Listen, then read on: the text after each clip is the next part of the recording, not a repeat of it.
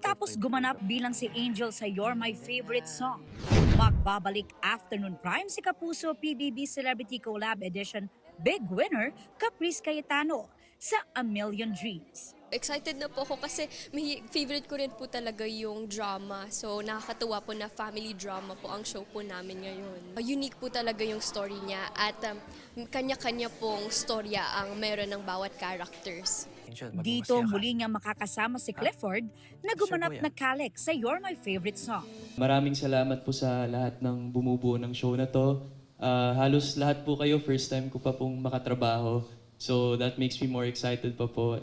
Kabilang sa kanila si Camille Prats na balik afternoon prime matapos magpahinga sa acting para mag-focus sa kanyang pamilya. Very aspirational kasi yung story at ngayon kasi bihira na yung ganun. Tsaka yung realistic kasi siya.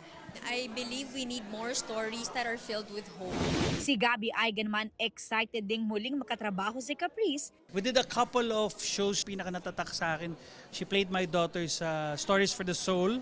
Makakasama rin ni Gabby ang gumanap na anak niyang si Dea sa Encantadia Chronicles Sangre. Magkatawagan kami nung nalaman namin tong A Million Dreams kasi nga, syempre happy ako, happy din siya na magkasama kami ulit. Reunited din sila sa Sangre co-star na si Diana Zubiri.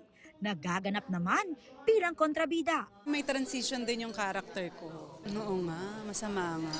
Excited na maging masama. Pwede ba yun? At least different na ulit siya sa mga ginawa ko.